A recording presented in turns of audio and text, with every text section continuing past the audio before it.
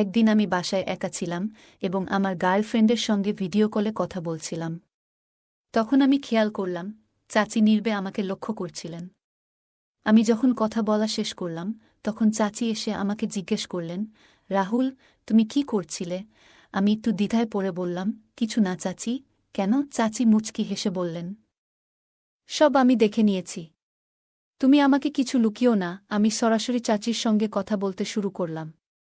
চাচি হেসে বললেন, আচ্ছা, এই সব কবে থেকে চলছে?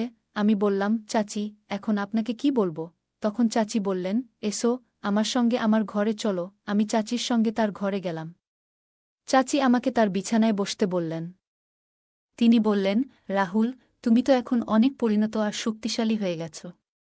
তোমার চাচাকেও ছাড়িয়ে গেছ। ভিডিও কলে যখন কথা বলছিলে তখন আমি সব দেখেছিলাম। এই বলে চাচি আমাকে, আমার নাম রাহুল, আমি ২২ বছর বয়সী এবং আমি একটি ছোট গ্রামে থাকি। আমাদের পরিবারটি একটি যৌথ পরিবার, যেখানে আমি, আমার বাবা মা, আমার চাচা এবং চাচি একসঙ্গে থাকি। আমার চাচার সম্প্রতি বিয়ে হয়েছে, তবে বিয়ের ৪ মাস পরই তিনি বিদেশে কাজ করতে চলে যান।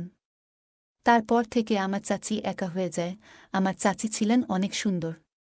একটু স্বাস্থ্যবান হওয়ায় তাকে অনেক বেশি আকর্ষণীয় লাগত। তিনি শাড়ি পরতে অনেক ভালোবাসতেন। আমার বাবা সকাল ৮টায় দোকানে যান এবং রাতে ৮টায় ফিরে আসেন। আমি মাঝে মাঝে বাবার কাজে সাহায্য করি, তবে বেশিরভাগ সময় আমি বাড়িতে থাকি এবং বাড়ির কাজকর্ম করি। একদিন সকালে আমার চাচি অসুস্থ বোধ করছিলেন এবং তার জ্বর এসেছিল।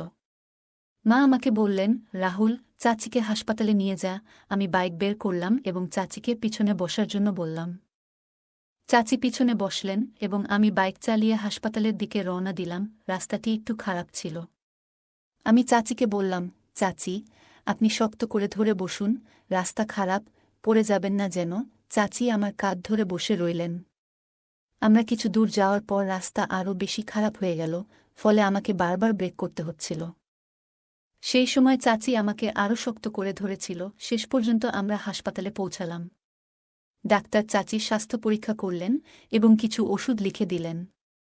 চাচি ধীরে ধীরে সুস্থ হয়ে উঠলেন।